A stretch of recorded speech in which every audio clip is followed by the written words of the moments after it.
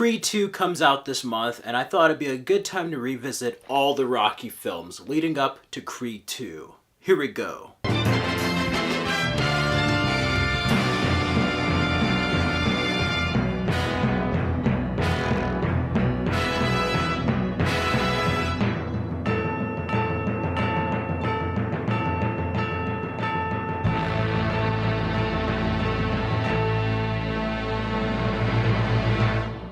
Hello everyone, in honor of Creed 2, I'm going to go over the sequel that propelled the Rocky franchise forward with Rocky 2 from 1979. Rocky 2 is the sequel to Best Picture winner Rocky, and this is one of the rare sequels that lives up to the original, if not surpasses it in many ways. This is an underrated Rocky sequel.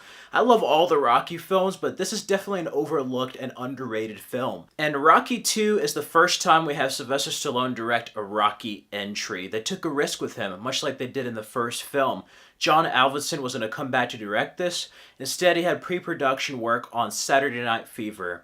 He didn't finish that project through. John Badham directed that film, but it opened up the possibility for Sylvester Stallone to go to the director's chair with Rocky 2, and I love it. He's the writer, creator of Rocky. He is Rocky, so having him directing it is a no-brainer, and I really love the work he does here. He directed a film called Paradise Alley before this, and he didn't really have that many hits after Rocky. In many ways, Rocky is a parallel to Sly's life, and this deals with the aftermath of that first fight. It starts immediately after the end of the first match. Apollo Creed said there ain't going to be no rematch, but Apollo Creed feels like he didn't truly defeat Rocky even though he won the fight. So we get to see them at the hospital immediately after fighting. Rocky has no plans of fighting and boxing anymore.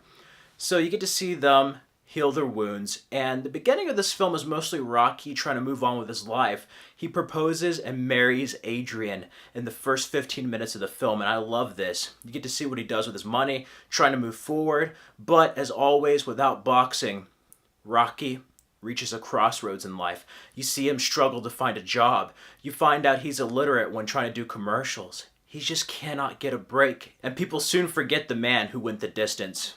We also get to see Apollo Creed become frustrated over fan mail and just feel like he never won against Rocky. He won the fight, but he did not beat the man who went the distance with him. So he wants to prove his worth and beat Rocky. So he challenges him to a rematch. And Rocky has no plans of boxing. And I love seeing the struggle of him trying to find a job. You get to see him buy a Grand Dam, a jacket, nice jewelry for Adrian. And we discover that Adrian is pregnant with their kid. And they move into a new house. Things look great until money stops coming in. They have problems with the bills. She decides to go back to work at the pet store. And you get to see Rocky conflicted. What happens when you can't do what you love, you know? So he works at the meat place that Paulie used to work at for a bit before getting laid off due to cutbacks. Paulie ends up getting Rocky's old job at Stomping Grounds.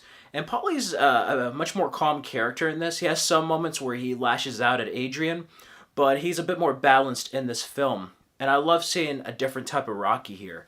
You know, he doesn't exactly have the best circumstances in life, and that doesn't quite get him ahead. His past is coming back to haunt him in a way, with you finding out he's illiterate, him not having very much education, and he just cannot get a break. He decides to box after Apollo Creed continues to push him even further. I love Burgess Meredith in this.